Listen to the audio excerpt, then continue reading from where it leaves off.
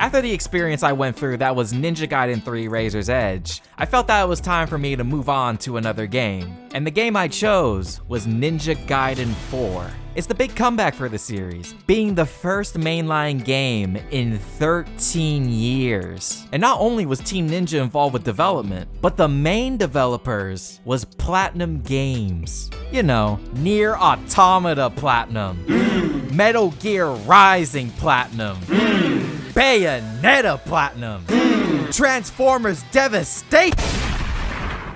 Hey, but that game's still fire though. Platinum Games was one of those developers at one point where if you saw their name attached, you knew you were in for some heat. However, in recent years, Platinum's reputation has taken a bit of a hit, especially since so many names that were the reasons why they were so beloved left the company. They were in a position where they needed to remind people who they were. And what better way to do that than with a series that also needed some new life? So I'm gonna talk about what this game has to offer and give my thoughts on it. As someone who is not really an expert, I play one game. I mean, my knowledge is growing.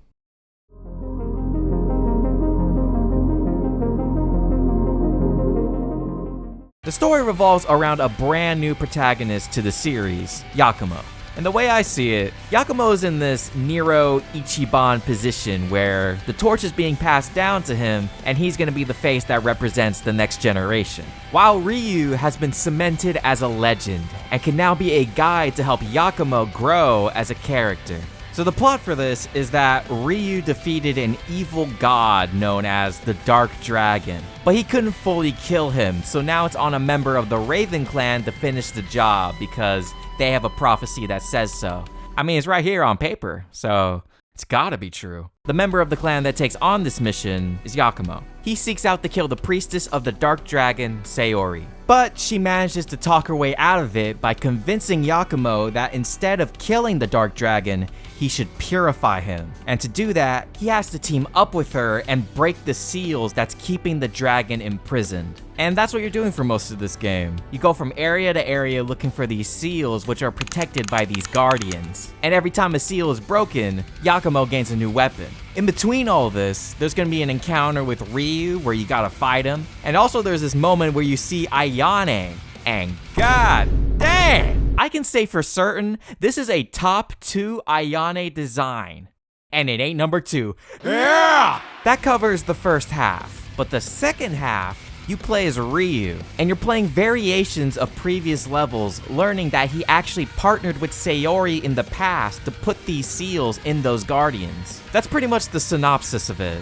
And overall, the story's aight. I mean, it's not the worst story that I've seen, but there isn't anything here that they do that's like super mind-blowing. The story just exists. I think for his first appearance, Yakumo is a good character. I like him, he's edgy, but it's not to the point where it's like try-hard edgy. And I credit that to his voice performance. And the voice acting overall was really good, so at least there's that. But come on, be real. We're not here for the story. We're here for one thing.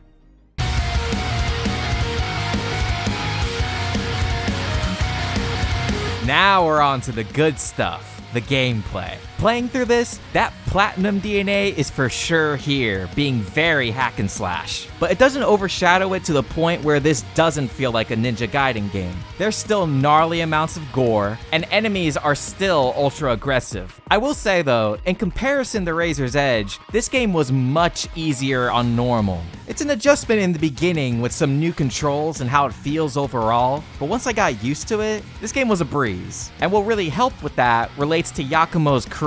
He's got a couple companions that you'll run into regularly. The first one is Umi. She runs a shop where you can purchase items. These range from heals to buffs that can help you out in combat. You can use these items from the item wheel by holding L1. I know 3 was the odd one out when it came to using items, but I still felt wrong using him at first, so I tried playing the game item free. Yeah, it didn't work out. The second ally is Tyron. Here is where you can learn brand new techniques. Yeah, you already know the first one that I got, you know, had to go out there and drop you on your neck, you know what I'm saying. But this isn't the only way you can get skills because weapons have their own set of upgrades. This gives you more moves that you can use, and they have specific inputs that you have to do. And the cherry on top of everything, you can also have accessories. Now I think it's time to actually look into this combat, thanks to the brand new training mode. Hey, big ups to the man who thought about making a training mode in this game. I never would have thought of that. What? So the basic controls for the most part stay the same. Square's light, triangle's heavy, circle's your shuriken. But a new mechanic that they added is Blood Raven form. By holding L2, you enter a state where your moves become more powerful. Doing this also changes your weapon as well. And Yakumo's got 4 of them. He's got 2 swords that turn into a big sword, a rapier that turns into a drill, a staff that turns into a hammer, and some tools that turn into arms? He's got a big ass shuriken, he's got a mace, he's got bombs. Damn, it's like they couldn't make up their mind. There's a meter to use this form and can be filled by simply just doing the combat. But it's more than just strong attacks. You can use it to break an enemy's guard, and you can interrupt incoming powerful attacks. Another new ability you have is the Berserk state. It's a separate gauge that, when used, can make attacks stronger, but more importantly, you now have access to Bloodbath. These are moves that can instantly kill any enemy that's not a boss. And there's 2 types. There's Bloodbath Kill, which focuses more on a single enemy. And how you activate it depends on the weapon, but it all relies on holding L2. The sword and drill are the easiest. You just need to hold either attack button. For the hammer, you hold an attack button and release it on impact. And for the tools and arms, you hold it and let go the second you see Yakumo glow red. The second type is Bloodbath Slaughter. Hitting L3 and R3 together will fully use the gauge to insta-kill all enemies in proximity. It's a great option if you need something that's instant and can do some easy crowd control. And one last little mechanic. As you're fighting enemies, you're gonna see these red orbs that'll appear on the field. You can either absorb them and get some health in return, or you can use it to help speed up your charge attack. That's everything for Yakumo. But what about Ryu? So Ryu is much more simple to play in comparison. The main reason for that is that in the base game, he only has one weapon,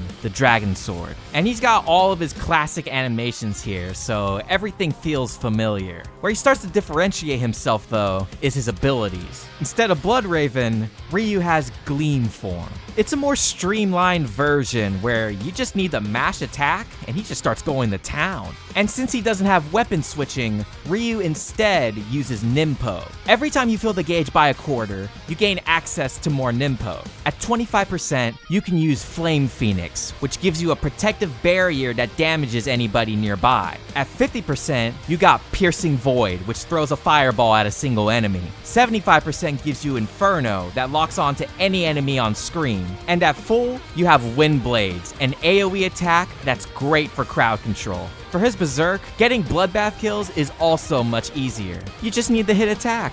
It's that simple. But where I think the real charm with playing Ryu is not even in the combat. It's the little things that compare to Yakumo. I'm talking dodging, running, wall jumping. And throughout the game, Yakumo uses equipment for traversal. But Ryu? He uses only his body to fly. He runs on grind rails. He runs on water. This man is literally built different. Well, that pretty much covers the combat. So now, let's look at these levels. There's a total of 20 chapters, and there's 4 main areas you're gonna be in. You got Sky City, Tokyo, Fuhaku Sanctum, the sewers, that's also an alternate dimension, that's also the club.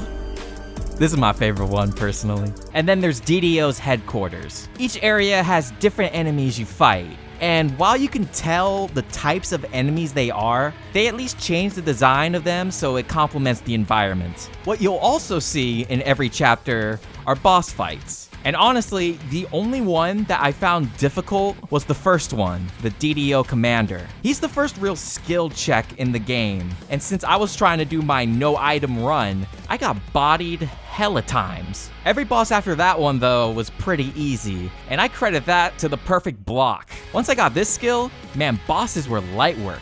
When it comes to the pacing of these chapters though, it's a bit inconsistent. Some of these Yakumo ones specifically is like, damn, we're still going? It's been like, I swear it's been like 50 minutes. And then some of the Ryu missions are like, oh hey, it's over. If they trimmed around 10 minutes from the Yakumo chapters and they put it in the Ryu chapters, I think the pacing would have been better balanced. Looking at the optional stuff that you can do, it all centers around missions. Throughout the game, you'll have side missions that you can do from Umi's terminal. These range from using specific weapons, to beating certain enemies, to going off the beaten path, to beat more enemies. There's also one that relates to collectibles, but it's not the golden scarabs. Instead, you're getting Gordies. Usually there's only one in the chapter, and you either have to do a quick time event or run up on them when their back is turned. Combat challenges are also here in the form of purgatory. Before you start, you choose how much health you want to sacrifice. The less health you have, the higher the reward. And the last thing I can say about the gameplay, and shout out Victor Borba and shout out this soundtrack, man. This shit is fire. I think Ninja Gaiden 4 is a really good first step forward, not only for the future of this series, but for Platinum Games. This felt like Platinum hit the reset button and they went back to their roots, which was making great action games. And this game is gonna get some more content with the DLC pack, The Two Masters. But dude, I'm broke as hell. I can't afford this. Man, I'll come back when they make Ayane playable.